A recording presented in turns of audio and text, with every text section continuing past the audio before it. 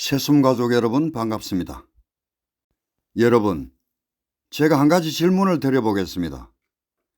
이미 답은 나와 있지만 만약 정말로 하나님의 아들이 이 땅에 오신다면 어디에서 태어나는 것이 가장 자연스럽다고 생각하십니까?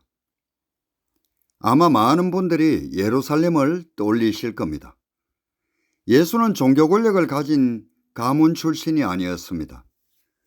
그는 갈릴리의 가난한 마을에서 태어났습니다. 당시 종교인들은 갈릴리를 이방의 갈릴리라고 불렀습니다. 나사렛에서 무슨 선한 것이 날 수 있겠느냐라고 말했습니다. 이 말은 당시 사람들의 인식을 그대로 보여줍니다. 나사렛은 아무 기대도 하지 않는 그런 변방의 깡촌이었습니다. 그런데 이상하지 않습니까? 하나님의 아들이라면 당연히 예루살렘 성전에서 태어나는 것이 더 자연스럽지 않았을까요? 종교적인 관념으로는 메시아는 예루살렘에서 등장해야 합니다. 성전과 왕궁이 있는 중심에서 태어나야 하는 거죠. 그런데 실제로는 정반대였습니다. 예수의 탄생 이야기는 이 기대를 완전히 뒤집어 버렸습니다. 말을 두는 마구간에서 태어났습니다. 당시 마구간은 지금 사람들이 생각하는 그런 낭만적인 장소가 아닙니다. 짐승의 똥냄새가 가득한 가장 낮은 공간이었습니다. 왜 하필이면 종교 중심인 성전이 있는 예루살렘이 아니라 종교의 변방인 갈릴리 지역의 나사렛이었을까요? 성경 전체를 보면 하나님은 자주 중심이 아니라 변방에서 일을 시작했습니다. 다윗도 왕의 아들이 아니라 목동이었습니다.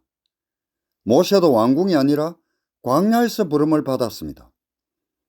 예수의 탄생 소식을 들은 사람도 종교 지도자가 아니라 목자들이었습니다.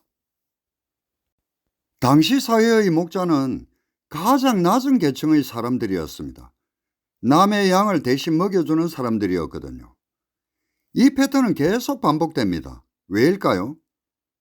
어쩌면 이유는 단순합니다. 권력과 종교 구조가 강한 곳에서는 새로운 진리가 들어가기 어렵기 때문입니다. 그 안에 있는 사람들은 이미 자기 확신으로 가득 차 있기 때문이죠. 하나님은 항상 가장 낮은 곳에서 만납니다. 항상 사람들이 눈길조차 주지 않는 변방에서 시작됩니다. 지금 이 시대에도 많은 사람들이 큰 교회와 유명한 강단만을 바라봅니다. 사람이 많은 대형교회, 잘 알려진 목회자가 있는 곳, 이미 인정받은 곳에서 진리가 더 잘 드러날 것이라고 믿죠. 그러나 그것은 너무나 종교적인 발상입니다. 하지만 복음서를 보면 예수 이야기는 대부분 변방에서 시작되었습니다. 그리고 또 하나의 질문이 있습니다. 왜 예수는 당시 종교 지도자들과 끊임없이 충돌했을까요? 정말 그들은 모두 악한 사람들이었을까요? 오늘은 조금 불편할 수도 있는 질문 하나를 해보려고 합니다. 예수는 왜 종교 밖에 있었을까요?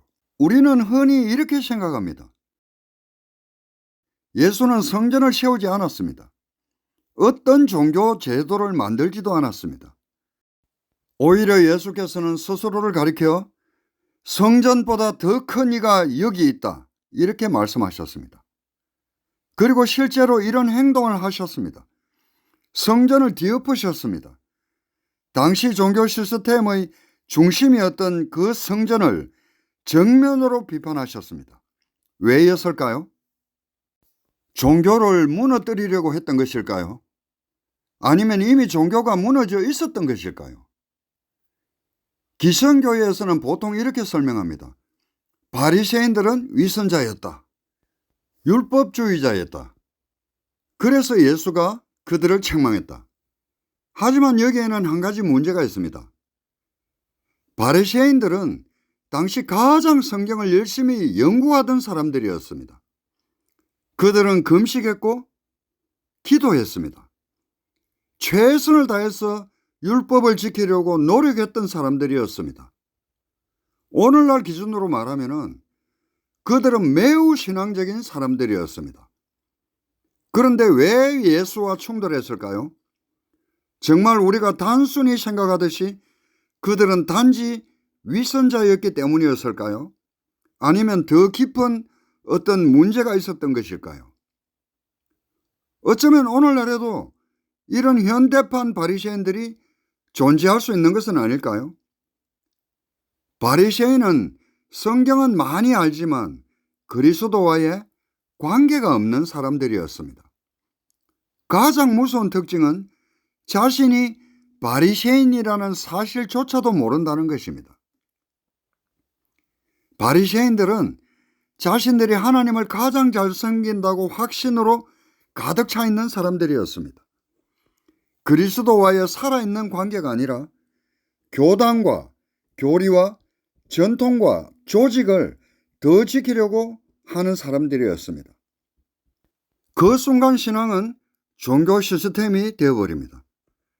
당신은 혹시 현대판 바리새인은 아닙니까? 갈릴리는 종교 중심이 아니었습니다. 성전도 거기에는 없었습니다. 제사장 권력도 없었습니다. 말 그대로 종교 시스템 밖의 아주 작은 변방이었습니다. 그런데 예수는 바로 그곳에서 사역을 시작하셨습니다. 왜였을까요? 어쩌면 이유는 단순합니다. 진리는 종교 구조 안에서만 발견되는 것이 아니기 때문입니다.